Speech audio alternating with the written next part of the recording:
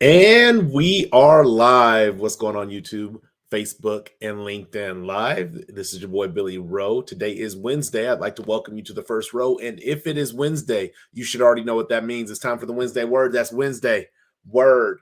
Jumping straight into it. Tonight's topic is saving everyone but yourself. As always, I like to share what I mean by my topic. So, what do I mean by the topic saving everyone but yourself?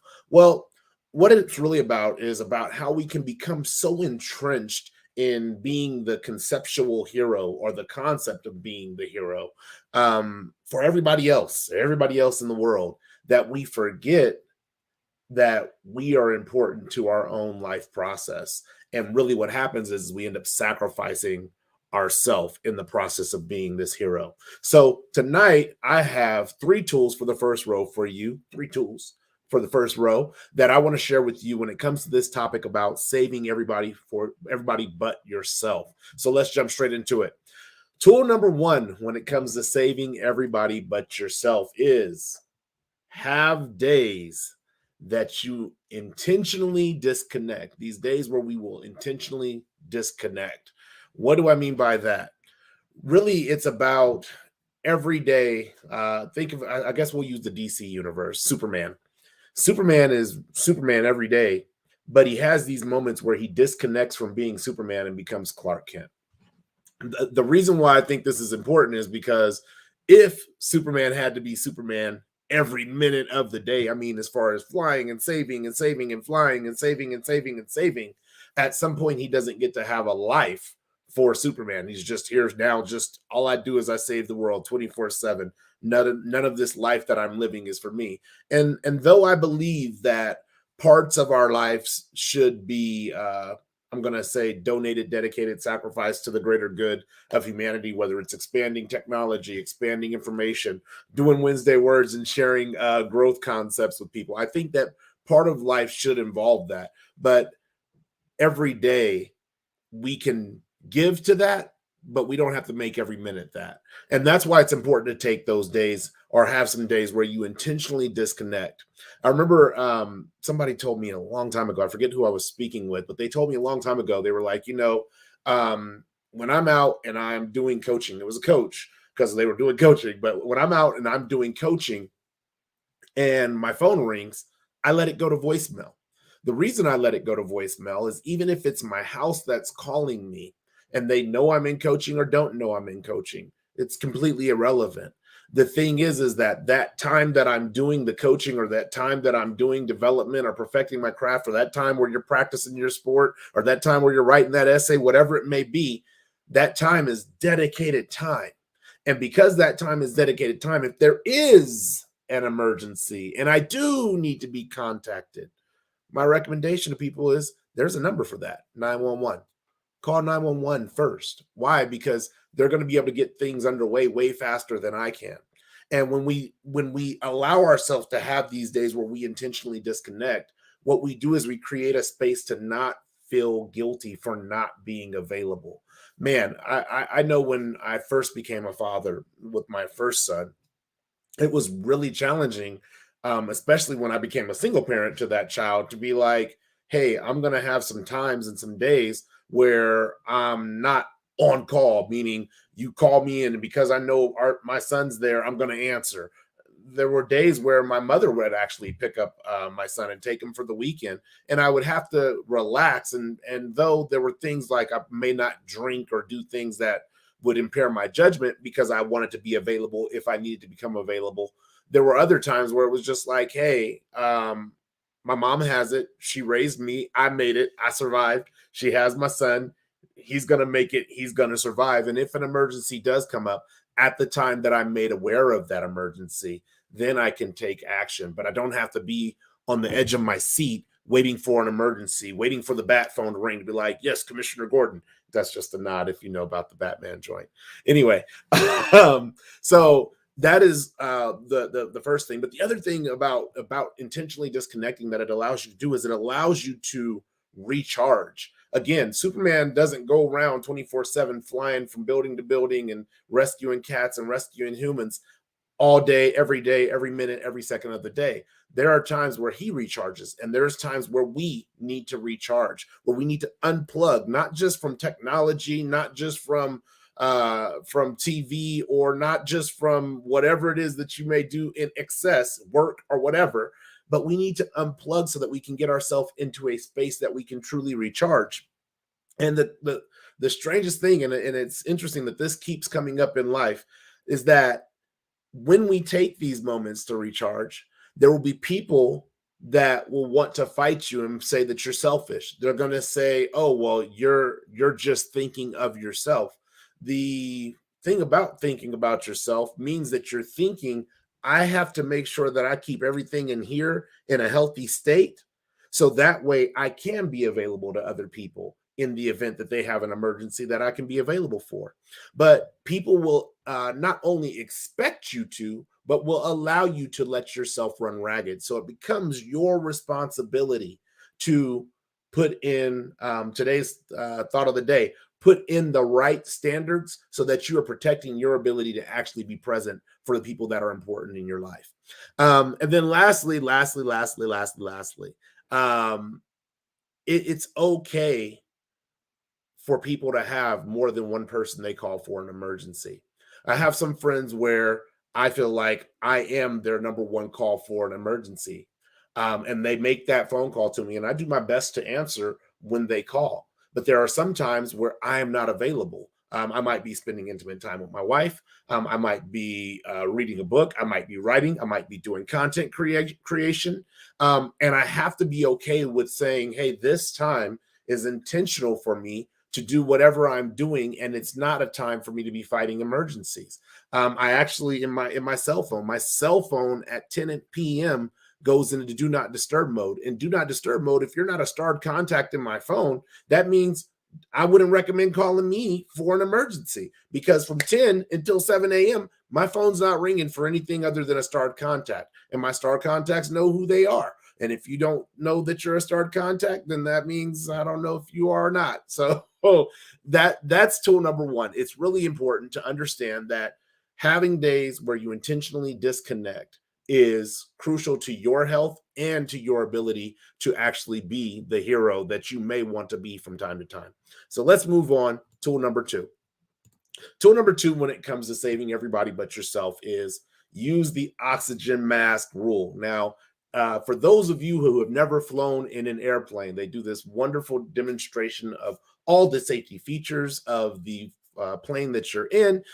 One of the things that they share in that safety review is, hey, if we have a sudden loss of cabin pressure, oxygen masks will fall from the ceiling of the airplane. Please be sure that if there is somebody next to you who needs help with their mask, that you put your mask on first. They always tell you put your mask on first because in the event of a loss of cabin pressure, and if the air is going out of the building, if you're in the midst of trying to put somebody else's mask on and your mask isn't on, you might pass out from lack of oxygen.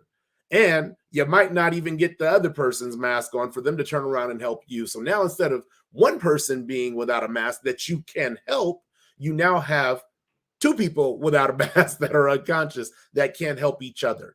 Um, the reason why this is important is because I find in relationships, with like whether you're a man with a woman, a man with a man, a woman with a woman with a man, or anything in between, um, the relationships, we find that people sometimes go into relationships wanting to save people, and they haven't taken the time or invested the effort and energy in saving themselves. One of the wonderful things I love about doing the Wednesday Word is it gives me an opportunity to really explore the topic before I even bring it to you. So I'm not just coming to you with a topic that's like, hey, I think this sounds good. Go ahead and try it. Hopefully it works for you.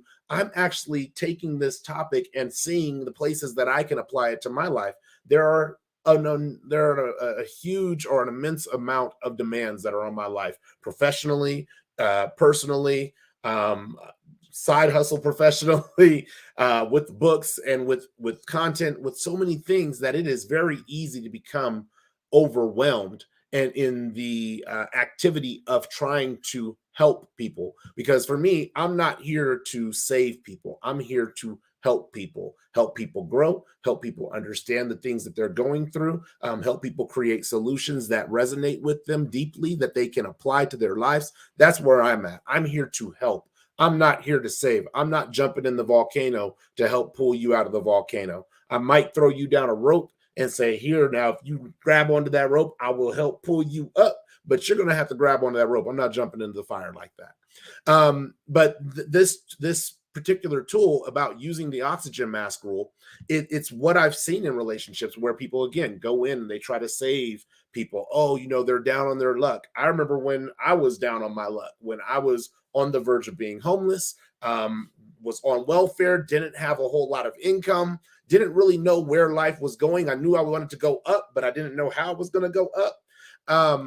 And I could only imagine if somebody, the level of disappointment that if somebody said, hey, I'm going to save Billy, if they jumped in with me and then I just continued to do the same things that got me into the situation that I was in, that would be really frustrating. And a lot of times we can avoid a lot of our own frustration with these types of scenarios, whether it's relationships, jobs, or whatever it may be. We can avoid these scenarios by simply deciding that, hey, I am the most important part of my life. That sounds super like self-serving and selfish. I understand that. But without you, nothing else comes into your life. So you have to be willing to save yourself or put your own oxygen mask on first before you can move in, before you can move in the direction of trying to save others or even help others. In my case, help others. So that is tool number 2. Use the oxygen mask rule. Take care of your home, take care of your house, as in your own self, before you start trying to branch out and take care of others. And then tool number 3, when it comes to saving everyone but yourself, man, we got to be selective about when we decide to be heroic.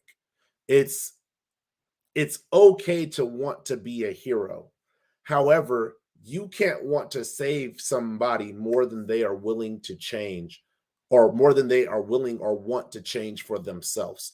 You can't force saving somebody onto them. This is why we have crisis negotiators and crisis hotlines. Though their job as a crisis hotline representative is to take a call and try to walk somebody back at the end from wherever they're at on the edge. At the end of the day, if they don't want to walk back, that person talking to them is not necessarily going to be able to force them to walk back. Hey, look, you need to suck it up and get it together and jump back on track. And this is not, life isn't that bad. Other people have it worse than you. Yeah, that none of that's going to work. You have to decide when you want to be heroic, and being part of that decision is making sure that you're deciding to be a hero for the right reason, your reason, not the reason that everybody else wants you to be. Especially for me as a coach, as an inspirational speaker, as an author, as a father, as a husband, as all these different titles that I have, there's a lot of people that are going to try to give me reasons to be the hero. They're going to try to, not, I don't even want to say give, they're going to try to assign me reasons to be the hero. The problem is the problem for them, not for me, is that I truly get to decide what my reason is. Now, what I'm always going to recommend is whenever you're attaching a reason for why you're doing an action, make sure the reason is not this temporal reason. I'm not trying to be a hero because, oh, look, I stood up and I saved the day. Everybody take a picture. No, that's not the hero that I want to be. I really want to be the hero, that has I think the word is anonymity, or that is anonymous to the public. I want to be able to help people in the sense of they are getting help and getting growth from me with Wednesday Word content. But at the end of the day, I don't need everybody calling me and saying, hey, Billy, you help me. Hey, Billy, you help me. Hey, Billy, you help me. There's people who do, and I totally appreciate it. But at the end of the day, I don't have to go down the list and say, okay, well, this is why you should listen to the Wednesday Word. I helped 45 people this week, and this is their names, and this is how I helped them. That's not the reason why I'm deciding to be the hero on the first row when it comes to the Wednesday Word. I'm deciding to be the hero on the first row when it comes to the Wednesday Word because I genuinely just want to help people. Now, If you do decide to take some of those temporal reasons, you got to decide, if your decision is to be relevant, is to be known, is to create fame, then you got to decide for yourself, what's the cost? Because it's going to cost you something. See, Superman, for instance, nobody knew who he was. And because nobody knew who he was, nobody could go to Clark Kent's house and say, "Hey, Superman, I need you to take care of this issue for me." He was either there because he heard and made his way to the location, or he wasn't. This is what it is when we kind of create, when we decide when we want to be heroic or when to be heroic. If we allow other people to make that decision for us, we are at the mercy of when they need us all the time. Again, as I said, there's friends that I have that I know I am their number one phone call when they need help, when they need advice, when they need guidance, when they just need to vent. I am their number one phone call. And even in that position, there's sometimes where they have to leave a message. Why? Because again, I get to decide when to be heroic and how I'm going to be heroic. My number one rule when it comes to being a hero in a lot of people's lives is that everybody gets one. Everybody gets one, and I learned this from Family Guy, if you're wondering. But Peter would always say, "Whoo, thanks, Spider-Man, for saving me." And Spider-Man would say, "Everybody gets one, Peter. Everybody gets one chance for me to truly come in and be a hero. Like, I'm here to save the day. I'm here to protect. I'm here to help move. I'm here to do whatever the situation calls to be done. I'm here for that." The the thing about it is once I give you that like all in heroics, the only people who get two are people who are super in my circle. Like, I know I have one, two, three, four, five chances that I can call them, but they also know, we also know, both they know and I know that we're not the type of people who are calling people in the middle of the night saying, "Hey, look, I just had a bad dream and I need somebody to talk to. Hey, look, I just had another bad dream this night. It's the same one and I need somebody to talk to." Don't get me wrong. There's been dreams where I've woken up and I've been crying from the emotional impact of the thought of the dream, even though it wasn't real. And I've talked to people about that, but I've talked to them in reasonable hours about that.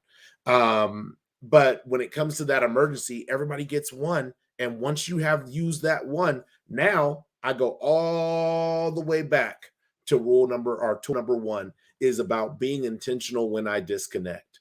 There's been times where I've had to show up and help people move because the stuff hit the fan and it was really a bad situation for everybody there. But I'm not willing to do that every single night of the weekend because people sometimes go back to the relationships that they used to be in, and that's 100% okay if that works for them. But what's not okay for me is that I continue to be the firefighter, I continue to be the policeman, I continue to be the ambulance service for that relationship. Everybody gets one. If you're super close in the circle, then you get another two or three. But if I realize there's a pattern, at some point I decide that that's not how I want to be heroic, because that level of being a hero can become exhausting, not only in the sense in which I won't want to help other people because I'm exhausted, but also in the sense that I will be exhausted and not be able to be efficient for myself. So that's tool number three. Those are the three tools that I have for you when it comes to this topic of saving everyone but yourself. Really quick, I want to just give a shout out to those who are watching live. Damian Rowe, brother B Gate 82, got the heart and the strength preaching of Wednesday word. It's word, man. It's word. The LinkedIn user, thank you for tuning in live. Yes, there's always a cost. A great point. Absolutely, there's always a cost. It looks like Gina Cunningham. Hey, you must be tagging your sister. Thank you for tuning in live. And then also Chris Marshall, 100. Had to learn this for myself some years back and start making changes and decisions that help me be able to recover and build back up. Absolutely, because energy isn't free. It comes at a cost to whoever's burning the energy. Now, don't get me wrong. I don't believe energy ever disappears or dissipates. I just believe it transfers. So if I'm showing up in the emergency, I'm transferring my energy to help that emergency. And then that person gets that energy. It doesn't disappear. It goes into that person to help them with their emergency. but then I'm depleted, and there has to be something that's out there to recharge me. And that requires intentional actions and decisions. So, as always, with the Wednesday word, I like to share a personal story. Actually, let's go over the three tools really quick. I'm sorry, I didn't go over the three tools. Let's go over the three tools really quick one more time. The very first tool when saving yourself or saving everyone but yourself is have days when you intentionally disconnect. Tool number two is use the oxygen mask rule. Again, put your mask on before you help the person next to you. And then tool number three is decide when to be heroic. You don't have to be a hero to everybody every day. You can truly make that decision for yourself. Now, as always with the Wednesday word, I like to share a personal story, something that actually got me thinking about this topic. And believe it or not, it wasn't about a time when I was a hero. This was actually somebody else's story about them being a hero. And this happened, man, this happened. I think I was like 18 or 19 years old when this happened. But I went to school with this guy. His name was Early. Early was like one of the nicest, most helpful, would help anybody with giving them anything that they need from that he has. And I remember shortly after Early and I had graduated, I think he was a year ahead of me, but shortly after we had both graduated high school, Early was out at Folsom Lake. And Folsom Lake is a lake in Northern California. And he's seen this kid that was struggling in the water, struggling to like remain at the surface. And the kid was kind of far out. Early swam out to the kid, gets the kid, starts swimming the kid back, gets the kid close enough to the shore. The kid's rested enough, gets the kid back to shore. Early drowns. Early didn't make it back to the shore. He drowned in Folsom Lake, saving another child. Now, as admirable as that is, like I've always thought and still feel very high, I think very highly of Early for not just this sacrifice. This is like your life, that his life that he sacrificed, but for the person that he's always been throughout the years that we attended school together.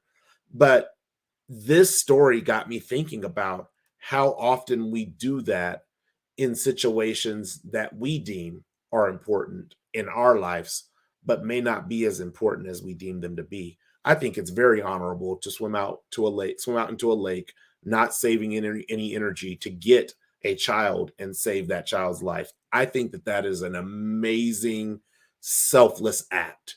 And I don't want to take anything away from that. But when I say saving everybody but yourself, that act may make sense in the sense of I'm 41, I'm getting ready to be 41 years old, saving a child's life. I've had the benefit of being on this planet for 41 years, and I'm sure there's people who love me who would miss me. I think that that's totally admirable if I can extend a child's life and allow them to experience even their 41 years of life. That's an honor and a blessing to be able to do that. Now, obviously, I would love for us both to survive, save the child, and both make it back to shore. But I think that that's admirable. But when we're looking at these other things in life, doing these heroic acts, I'm not saying about saving lives. I just mean like, oh yeah, when my friends need me, I'm always there, and you're sacrificing relationships that are close to you because you're calling everybody a friend and everybody's not a friend. Some people are acquaintances, but you're being there for acquaintances like you would be there for friends. Now you're saving everybody, but you're not saving yourself, because what you're doing is you're destroying the relationships that truly not only want to rely on you, but are willing to have you rely on them. You're also creating a level of exhaustion and a transfer of energy that you can't keep up with because you're not refilling your reserves. I have this charger for my earbuds, and it died. And I was thinking about this before I did the Wednesday word, about how this I charged the case and put the earbuds in there, and the earbuds charge from the case. But at some point, if I don't recharge the case, I'm just putting the earbuds into a case, not a charger. And it's the only way that I can charge the earbuds. So if I lose this, please follow me here. If I lose this case, I lose the ability to charge my earbuds. If you're the case, if you lose you, if you're not charged, you lose the ability to charge others. So that's what I got. I just want to give a shout out, RIP to Early. I definitely, man, it's something that's emotional for me because he was such a good dude. And I just I love how he decided to be a hero. And I love the lesson that I'm able to learn from that and share with you guys. So that's what I got for you guys today. Sorry, I'm ending on a little bit of a somber note. I'm a little emotional about this. I told you guys last week this is an emotional story for me. Um, but I just want you guys to know that it's okay to choose to be a hero, but it's also okay to choose not to be a hero if that's not where your energy's at, if that's not where your heart's at. It's okay to say, I'm not going to put on my cape today. I'm going to take the bat phone off the hook and set it to the side. They can call 911. So that's what I got for you guys today. Really quick, just want to share with you guys the upcoming shows. Well, always, I want to share with you guys. If you have not done so yet, please go to firstrow.com, www.1st. I'm sorry, .1st.1stwroe.com. Get your copy of Fire Your Job, Hire Your Passion. For me, this book was my ability to say, hey, instead of having the same conversation with a million people, how about you write the conversation in a format that can be digested or ingested by millions of people, and they can all get that benefit. So if you haven't gotten your copy yet, go to the website, order your copy, have it shipped to you today or tomorrow, because it's probably too late to ship today, but have it shipped to you tomorrow so that you can get in on all the wonderful content that is in that book.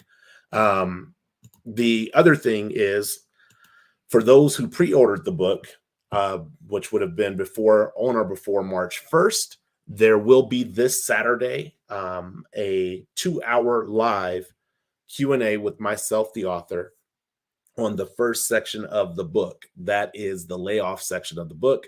That will start at 9 a.m. Pacific Standard Time, and that will run until for 2 hours, until 11 a.m. Pacific Standard Time. If you're on the East Coast, that's 12 p.m. Eastern Standard until 2 p.m. Eastern Standard. This is an exclusive event.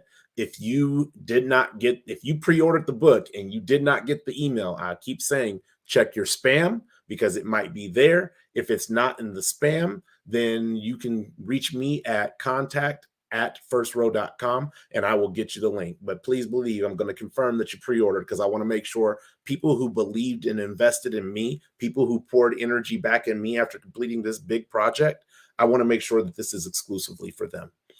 I will probably I don't know. I don't want to commit. I might or might not do another one for the general public, but this one is exclusively for those who have pre-ordered the book.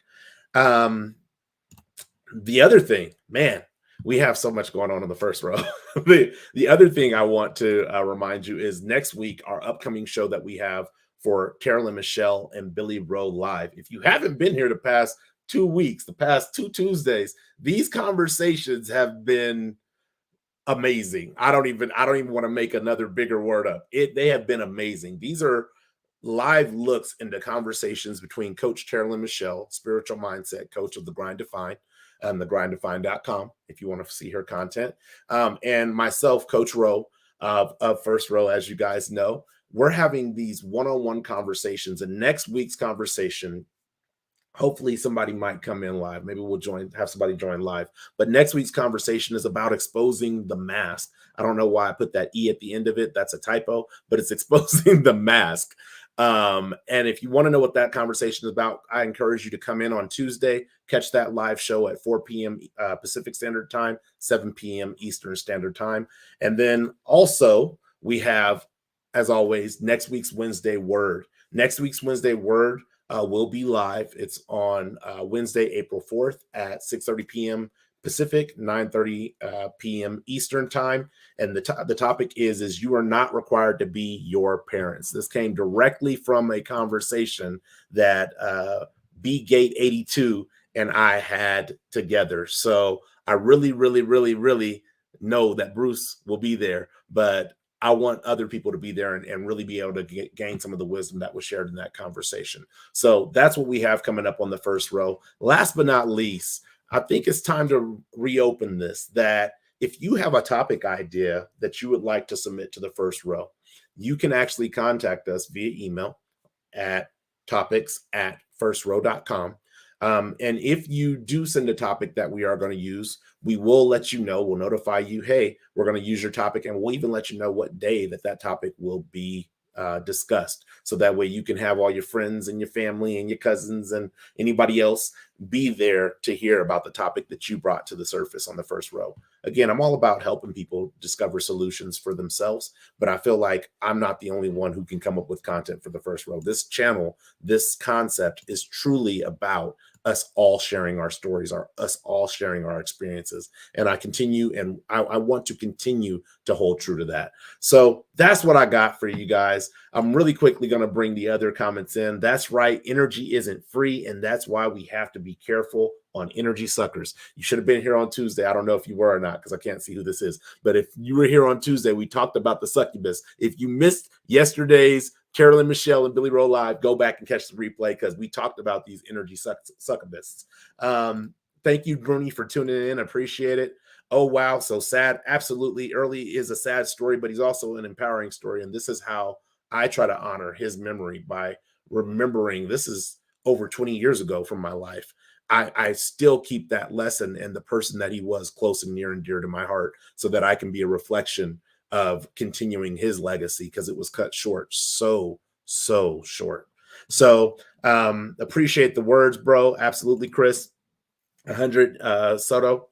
And Brother Bruce is going to be another great message for sure. Absolutely. So that's everything that I have for you guys tonight. I'm so glad you guys tuned in live. Went a little bit over because I got a little bit emotional, but that's how life is. Sometimes emotions are real. Embrace them and resolve them, so that you don't end up in situations like earlier this week. We ain't going to go any further than that. Anyway, I thank you guys for tuning in. As always, if you like this video, share it. If you share it, like it. I love engaging with you guys in the chat. As you can see, I also love engaging in the comments up to the first 7 days. Sorry, that was only 2 fingers, 7 days that the content was out. And then after that, I move on to the next content. So if you're watching via the replay, leave a comment. I'll happily reply to that comment, so long as I can and have the bandwidth to it. Because again, I get to choose when I want to be the hero. Other than that, until the next time, one love, peace, and God bless. Thanks for sitting on the first row.